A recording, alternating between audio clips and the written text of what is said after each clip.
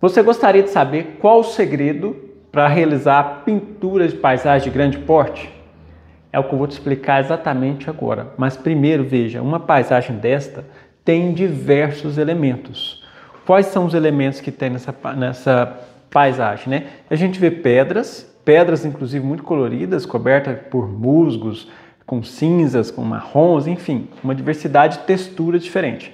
A gente vê troncos de diversas cores e diversas texturas, muita vegetação das mais diferentes formas, tamanhos e cores, e água, né? Com cores diferentes, formatos diferentes, direções diferentes, enfim. Essa infinidade de elementos presentes numa paisagem é que traz toda essa dificuldade que o tema oferece em si. Então, o que eu fiz? Observando aí o comportamento de muitos alunos e alguns pintores iniciantes, até observando a minha própria postura quando eu comecei a pintar, eu observei que às vezes criam-se um senso comum ou criam uma falsa ideia de que para pintar, eu vou começar a pintar uma coisa muito grandiosa, muito difícil. E isso é um equívoco, e isso é um grande engano.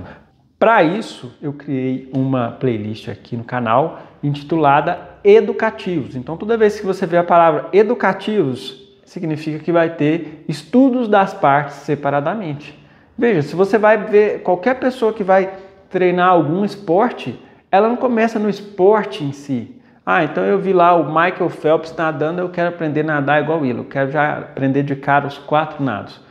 Não, eu tenho que aprender primeiro só bater perna. O professor vai me falar, vai de um lado e do outro da piscina, só batendo pernas e volta, e eu vou corrigir essa pernada. Depois você vai só girando um braço e depois vai girando o outro braço. Ou seja, isso são educativos.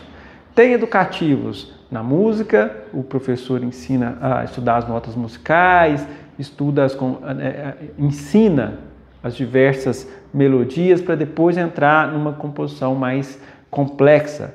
E assim em várias profissões, enfim, uma infinidade de empresas, tudo se parte das bases, dos detalhes, para depois chegar no mais amplo. E é isso que eu vou apresentar nesse primeiro vídeo da série, esse estudo de como pintar aqui uma paisagem do mestre, dinamarquês Peter Mørch Monstad. O Monstad é um dos maiores pintores de paisagem que o mundo já teve, então é uma referência para muitos pintores. E na aula de hoje eu vou explicar como realizar o desenho de valores de forma precisa, prática e bem fácil. Bem fácil não, porque isso não existe. Bem fácil, que é uma coisa fácil, Pudim. Pudim é bem fácil porque é só mandar para dentro, não precisa nem mastigar. Pintura não é fácil, vai ter suas dificuldades, mas eu estou aqui para contornar essas dificuldades e apresentar os melhores caminhos para você. Então, sem mais delongas, bora para a aula. Vou iniciar aqui falando sobre os materiais que vão ser necessários. Veja, eu tenho a foto completa só para que você veja da onde está sendo esta imagem. O que eu fiz? Eu joguei essa imagem lá no Photoshop e editei e peguei somente esse pedaço que o foco é estudar somente essa pedra. Lembrando, pinturas desse artista Peter Monstad são muito complexas. Então, se você está no processo de aprendizado, o ideal é que se faça a estrutura de partes em tamanhos menores, para aí ser melhor para o seu aprendizado. Vejamos aqui, eu vou abrir um pouco a cena aqui. Bom, aqui eu já tenho uma visão mais ampla de todos os materiais. Eu tenho aqui uma tela, um tamanho 20 por 30, uma tela já preparada com cinza, inclusive tem no canal explicando como preparar. E eu tenho aqui 3 fotos desta imagem editada, que eu vou deixar o link na descrição para acessar o meu grupo no Telegram para poder ter acesso a essas imagens. Veja, eu tenho essa imagem impressa em fotografia, qualidade muito boa, papel fotográfico aqui. Tem que ser revelado naqueles locais que fazem impressão de fotografia mesmo, não em gráficas, porque gráficas geralmente não costumam ter uma qualidade, a menos que seja uma gráfica de sua confiança, que você veja que não altera as cores. Porque veja só essa imagem impressa na gráfica. Veja o quanto as cores mudaram. Essa é uma daquelas impressões coloridas de impressoras. Então, a impressora geralmente fica com essa qualidade um pouco inferior. Essa será a imagem que eu vou usar para ver as cores e para pintar. Essa vai ser a imagem que eu vou utilizar para fazer o desenho, que é aí a aplicação do carbono.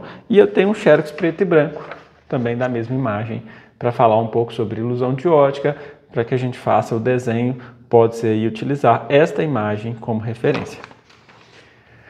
Bom, aqui eu vou pregar a imagem e pregar o carbono, né? O carbono já está cortado aqui, do tamanho da tela, lembra, o lado preto para baixo. Vou pregar o carbono, em seguida pregar a imagem por cima, para não mexer enquanto eu fizer o desenho.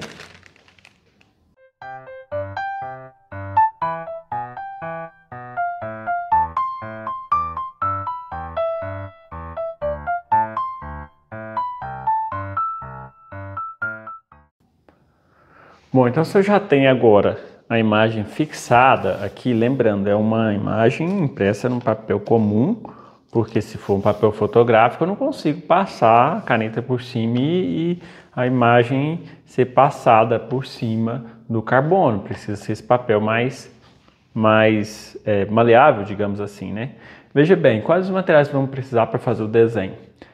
Apenas a caneta, uma caneta Bic, né? Não necessariamente uma caneta Bic, uma caneta de preferência colorida, que não seja preta, né? Porque para a gente identificar onde já passou e onde não passou. Aí depois, para desenhar, eu vou precisar aqui de um lápis 6B, pode ser um 4 também, um lápis branco, um carvão branco, um pastel seco branco, ou aquele pastel de carré, aquele pastel branco. Borracha, um carvãozinho médio, daqueles que vem naquelas caixinhas de carvão, né? Aí pode ser o carvão vegetal mais fino, né? Pode ser um que você tiver disponível aí. E algodão. Aí, mas inicialmente, antes de utilizar esses materiais, eu vou usar somente a caneta. Veja, é interessante começar por um ponto e ter uma sequência, né? Eu não posso pular. Eu vou iniciando assim, vou fazendo os pedaços e fazendo esse desenho da pedra. Porém, esse é o desenho da pedra, né, o formato geral. Ou seja, eu venho fazendo as separações de parte de sombra e também venho fazendo a separação das partes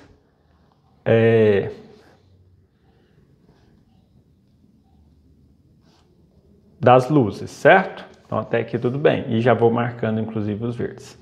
Só que veja só, eu vou tirar aqui para que a gente veja como que ficou esse pedaço aqui, só para me explicar uma coisa sobre o desenho, porque é muito importante. Veja que ao virar, eu tenho aqui a separação das formas, né? Eu fiz a parte escura, a parte não tão escura, outra parte escura e outra parte clara da pedra, certo?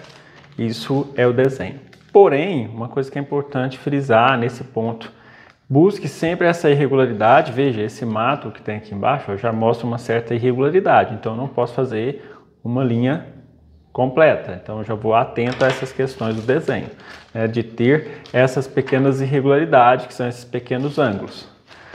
Segundo, eu tenho que fazer também uma marcação das partes escuras. Por exemplo, aqui é bem escuro, eu posso fazer isso. Ó. Eu posso vir fazer algumas achuras para meio que distinguir um pouco o escuro dos demais. Então aqui eu faço achuras, que são traços cruzados, 2 traços cruzados e aqui um traço só. Mas por que 2 traços cruzados e um traço só? No traço cruzado fica um pouco mais escuro, um traço só não fica tão escuro assim.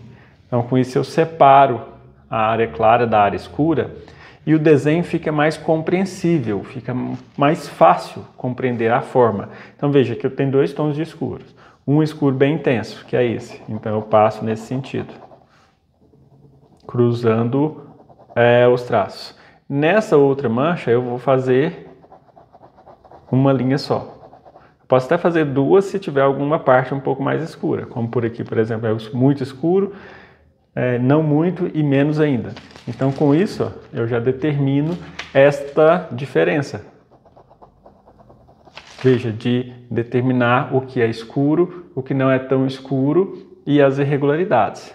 Isso é separação sobre luz e sombra. Agora, um outro tópico. É interessante também que eu faça as marcações com escuros, com as manchas, né? Por exemplo, aqui eu tenho uma mancha muito escura, aqui eu tenho outra. Geralmente essas manchas têm um formato quase que geométrico. Essas manchas servirão de referência. E eu vou marcando as linhas onde serão colocados os pontos, as partes mais claras. Então me lembro sempre de uma aluna que começou a fazer aula comigo há uma época e ela fez o desenho, né? Fez só os contornos. E aí ela achou bem interessante, porque quando ela falou, ó, terminei o desenho, já está pronto. E eu falei, e as sombras, né? E as luzes? Aí ela falou, como assim? Aí eu fui explicar para ela sobre essas questões de luz e sombra. Por exemplo, nessa pedra aqui, ó, a luz mais clara que eu tenho é essa. Aí um detalhe, quando é luz mais clara, eu faço um pontilhado. Aqui eu tenho uma sombra um pouco mais escura e aqui eu tenho uma cor diferente. Então agora veja só, o desenho se equivale a isso. Quanto mais bem elaborado o desenho, mais facilidade eu vou ter na pintura. Eu faço uma separação de valores, que é a questão do mais escuro, o não tão escuro, o médio, o mais claro. Faço a separação das cores, por exemplo, aqui eu tenho uma cor verde, aqui tem uma cor marrom. Não precisa fazer tanto com detalhes tão mínimos, mas é preciso pelo menos separar as partes grandes das partes médias para ter facilidade. Agora, aqui é praticamente o mesmo tom, tem diferenças sutis entre o mais claro, entre esse e esse praticamente não tem diferença. A gente pode ver, por exemplo, que não tem diferença nessa parte, por aqui, ó. No Xerox, esta parte, ó, daqui até aqui, ó, praticamente não tem diferença. Por que não tem diferença? Porque são tons do mesmo valor, ou seja, mesmo grau de iluminação. E o que faz mudar então? Então, por isso que eu faço o pontilhado. Esta parte daqui até aqui é fria, ou seja, tem um pouco mais de azul. Esta parte daqui até aqui é quente. Isto é uma das coisas mais importantes que tem na pintura de paisagem, porque tem muitos tons semelhantes, mas esses tons semelhantes, essas cores semelhantes, tem muita questão dos claros, médios e escuros, né, que é a questão de luz e sombra, mas tem outro ponto muito importante que é a relação da temperatura. Então, ao fazer esse desenho, é preciso sempre estar atento em relação à temperatura. Veja nos verdes, eu tenho esse verde aqui, ó, que vai fazendo este formato irregular, e é bom fazer esse contorno irregular. Tem o final da pedra, bem aqui. Aí lembrando, onde é mais escuro eu posso dar uma leve preenchida. E agora, até chegar a outra pedra, eu tenho verdes. Porém, esse verde, ó, da metade para cima, é mais frio. Então, eu vou fazer um pontilhado separando esse. Então, sempre que tiver tons semelhantes, mas separados por temperatura, é interessante que a gente separe e defina essa temperatura, né? A gente abra o olhar para identificar isso. Veja nessa pedra aqui, esse tom com esse é bem semelhante, porém, da metade para cima, que é onde eu fiz essa linha, é mais frio. Desta parte para baixo é mais quente. E assim por diante, até finalizar. Veja esse pedaço aqui, como fica. Então a ideia é fazer desta maneira. Marcar as sombras escuras, as sombras médias, que não passam com tanta força. Marcar a divisa de manchas internas, não só do contorno externo. E marcar com pontilhados a separação entre luz e entre temperatura, certo? Aí feito isso, agora eu vou terminar o desenho aqui, naquele modo acelerado. E já eu volto aqui para mostrar como que ficou o resultado final.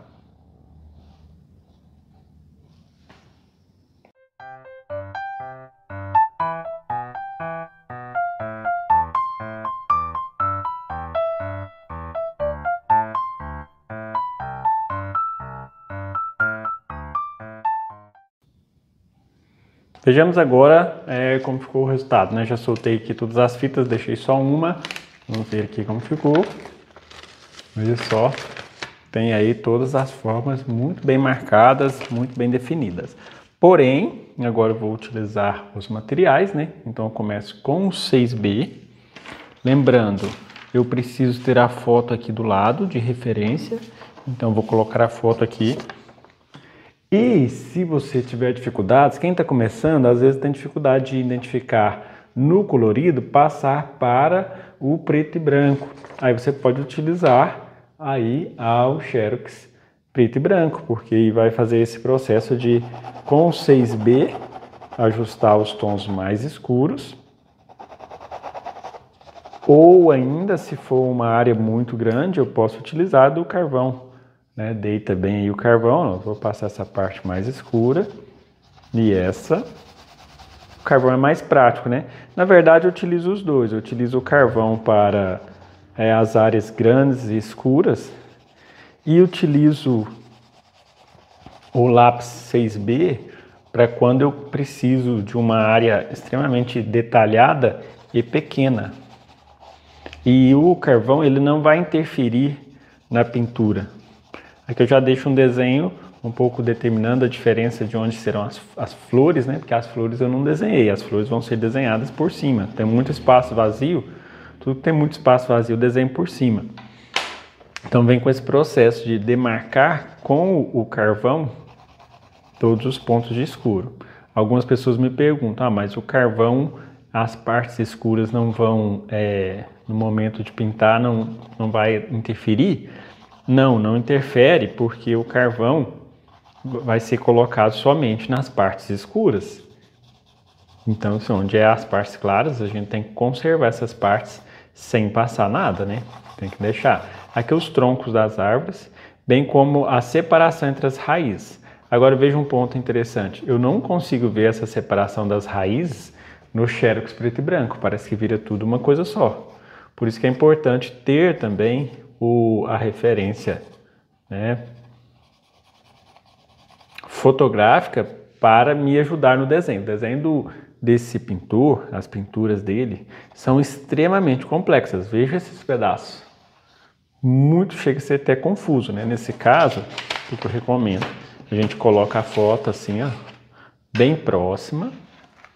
E eu acho um ponto para servir de referência. Nossa, vou pegar esse ponto dessa árvore e eu vejo ele aqui. À direita dele tem esse. Veja, mesmo utilizando o carbono, é um desenho extremamente difícil. Agora, se você vai utilizar o Datashow, um retroprojetor, melhor ainda, né? É um pouco mais fácil de executar o desenho. E sempre quando me perco, eu volto a procurar uma referência maior. Por exemplo, essa pedra aqui com esse escuro é uma referência maior. Então já faço ela, que por ela eu pergunto qual que tem a direita dela é essa, qual que tem a mais à direita é essa. Essa parte mais à direita é uma parte amplamente escura, aqui embaixo, depois esta. Sabe, eu vou por partes, por pedaços. Somente marcando os escuros mesmo. O carvão acaba que eu ganho tempo, né? Aplicando o carvão. E uma coisa bem bacana do carvão também é que eu consigo fazer assim, áreas grandes, ó, com ele mais deitado, que não são tão escuras. Por exemplo, essa área aqui é um pouco escura, mas não é preta. Então eu diminuo consideravelmente a força e venho passando dessa forma, sem pressionar demasiadamente, né? Aqui onde é mais escuro, aí eu já reforço um pouco mais.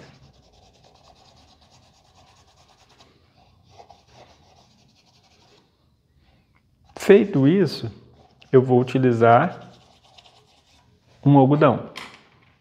Porque o algodão eu vou esfumar, mas agora veja bem, eu não posso passar o algodão assim, toda a parte escura, que senão eu tiro um pouco do grafite. Eu vou passar o algodão mais encostando e passando nas partes médias. Ixi, o algodão tá tirando muito, né? Eu vou pegar um algodão já sujo aqui. Porque, veja, o algodão já sujo, ele já está pretinho, são pedaços de algodão que eu utilizei em outros desenhos. Se o seu está limpinho, né? Vai usando ele, esfregando assim onde já tem carvão e mais um pouco, e com isso a sujeira vai impregnando. É porque quando ele é novo, você tem que passar, às vezes tira e aí põe novamente. Então tem esse processo, né? Até você tem um algodão sujo. Como eu já tenho esse sujo aqui, bem impregnado, com bastante grafite, então eu já vou utilizar ele e veja que ele não retira, né, essa. E aqui nas pedras que são valores baixos, eu já passo também. Ó. Ou seja, com isso eu tenho uma boa separação, né? Lembrando que você pode pegar de referência aqui o desenho em preto e branco, né? Em escala de cinza, na verdade, esse desenho se chama. E passar, veja que toda essa parte aqui, ó, na foto parece que é clara, mas a gente vê na impressão em escala de cinza que não é tão clara assim. Cabe até, de repente, preciso até fazer um vídeo depois só sobre isso, só sobre ilusão de ótica. Porque ilusão de ótica é um dos principais problemas que os alunos enfrentam em relação à interpretação dos valores. Às vezes a gente pensa que o claro é muito claro e não é. Pensa que o escuro é muito escuro e também não é. Então eu passo com o algodão com uma certa pressão, né? Exercendo aí uma certa pressão, e eu consigo sujar de cinza, né? Podemos assim dizer, estas partes. Mas aí já tendo aqueles escuros, eu não vou perder o desenho, né? Por isso que é importante aquela base ser bem estruturada. Então veja, eu tenho aqui, fica tudo cinza, exceto eu não passei nas partes onde é muito claro. Se bem que assim, às vezes, né, passando próximo, acaba passando na parte clara, mas não tem problema. Eu vou te explicar agora por que não tem problema, né? Porque nem tudo é claro. Se a gente olhar, né, esse xerox que eu fiz preto e branco, foi bom que ele já ficou com as bordas de branco. Então eu vejo aqui que isto é branco, esse aqui não é, ou seja, quase. E essa é uma maneira de ver o que é branco e o que não é, e outra é essa, você tem um visor com papel branco vazado. Aí eu vejo que aqui é um pouco de cinza claro e não necessariamente branco. Né? Se eu precisar de um pedaço pequeno, eu tenho só um papel branco vazado. Agora, onde for bem branco, veja, quando eu passei isso em todo o desenho, onde ficou completamente claro, que é esse, eu vou passar a borracha, que aí eu limpo. Eu tiro o excesso do carvão. Mas assim, eu só vou tirar onde realmente é branco. Ou quase branco, né? Um claro que às vezes o carvão tenha sujado muito. Por quê? Com isso eu vou voltar não ao branco, mas isso aqui é o cinza da tela. Não chega a ser o branco. Aí já eu vou utilizar o branco também, mas tem essas etapas que eu vou seguindo, né? Nesta pedra aqui, por exemplo, a parte mais clara é o topo à direita. Com isso, eu faço uma separação. O bacana de fazer um desenho de valores, apesar de alguns alunos terem alguma resistência e ir direto para a pintura, e depois acaba, né, perdendo um pouco de tempo. Eles justificam de não fazer por perder tempo, mas depois, por errar nos valores e ter que corrigir, ter que voltar atrás, acaba perdendo mais tempo ainda. Então é uma coisa que vale a pena a gente se dedicar um pouquinho mais. Bom, feito isso, eu vou marcar os pontos de claro. Lembrando que pode ser um lápis branco, carvão branco, pastel branco, ou o próprio pastel em barra, que é esse aqui, dependendo. Eu vou marcar os pontos de branco, né? Que são os mais claros. Não são todas as áreas, são os que se destacam muito, né? Então vem definindo as formas. Em alguns casos dá até dor, né? De pintar por cima, dá vontade de deixar esse pronto e fazer um outro. E depois nesse outro, né, aplicar a pintura e guardar um desses só de referência. Então já fica bonito assim, né, essa relação de claro e escuro, sem as cores, né? E a hora que acrescenta as cores, aí que a beleza realça mesmo. Veja, aqui vai ter umas flores, aqui também. Eu não preciso fazer isso, é só para identificar onde vai ter algumas coisas. Onde não é tão claro assim, ó, aqui por exemplo não é tão claro. Então eu passo assim, ó, com o lápis mais deitado. Porque assim, quando eu passo muito firme, pegando bem próximo da ponta e definindo assim com força, o branco fica bem intenso, né? Opa, acabei passando um pouco aqui.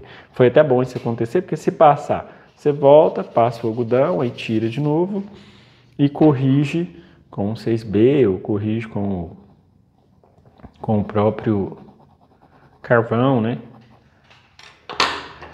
E aí, se precisar de um detalhe muito específico, pode usar esse. Mas se precisar de uma coisa maior, mais ampla, né?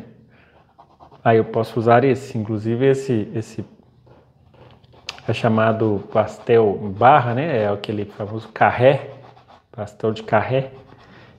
A gente pode usar só a quina dele, ó, marcando pontos de claro, né? Usando a quina dele para fazer algumas pequenas marcações de claros.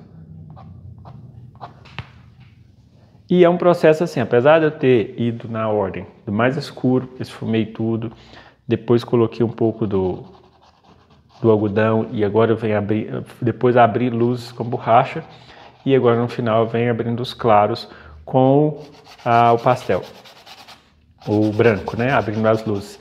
Eu posso também voltar em qualquer uma das outras etapas. Se for preciso, eu volto e passo um pouco mais de carvão para escurecer um pouco alguma parte. Só que agora eu não vou mais passar o algodão, porque quando eu passo o algodão eu tiro um pouco aquele excesso dos escuros. Então aqui, por exemplo, que é uma parte bem escura, bem acentuada, eu não tiro. Eu posso até passar assim, a ponta do dedinho, né? Realmente, nem o dedo não é recomendável, não. Nessa parte escura, não. Nas médias, sim. Ó. Eu quero esfumar um pouco, o carvão não ficar tão suspenso aqui na tela, né? Não ficar tão solto, né? Aquele pó do carvão. Falando em pó, já me lembrei de outra coisa. Muitas pessoas me perguntam se eu invernizo, se eu vou invernizar isso aqui antes de pintar. E eu não invernizo pelo seguinte: quando a gente inverniza, cria uma película entre a tela e, né, a tinta aplicada que dificulta um pouco a absorção da tela. Parece que não pega muito bem. Mas isso é a minha opinião. Tem alguns pintores que invernizam a base antes de começar a pintar. Eu acho que não tem a necessidade, mas eu falo verniz, seria aquele verniz spray, né?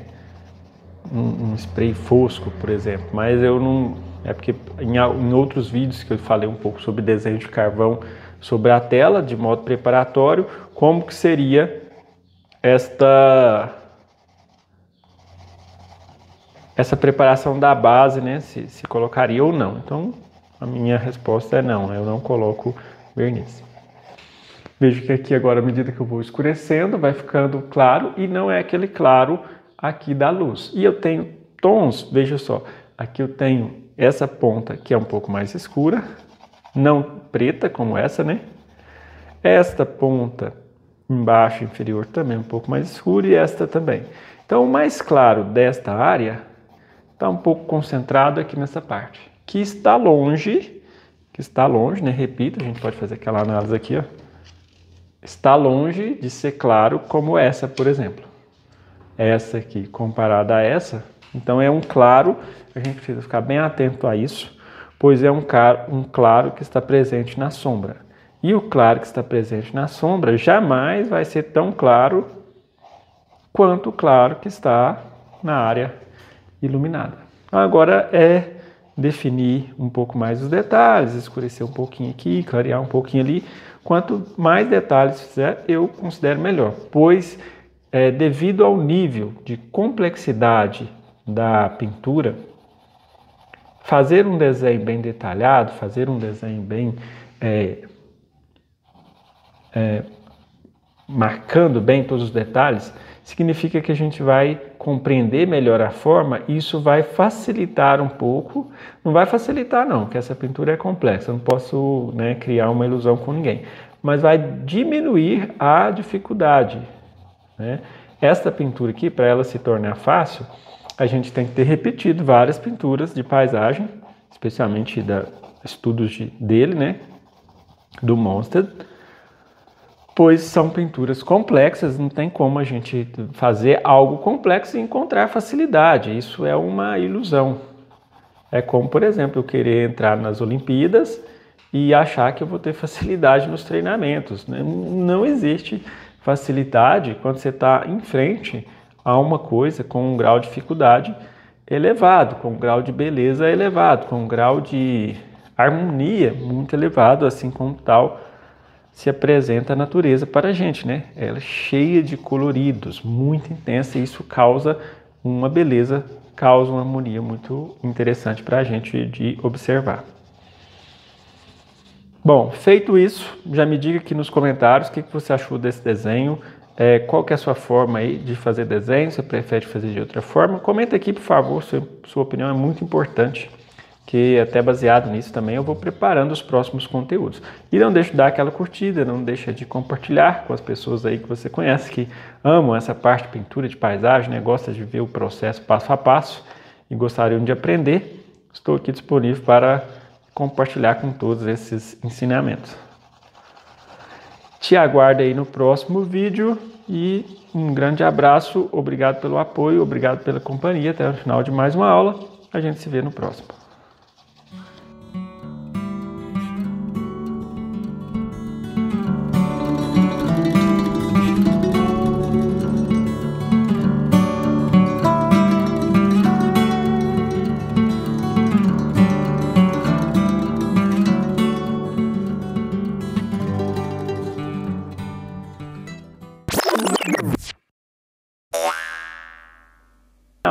Que eu vou intitular de... esqueci o nome. Ixi, como é que é o mesmo nome? Ah, lembrei. Vamos lá. Bom, vamos começar de novo. Para isso, eu criei uma playlist aqui no canal intitulada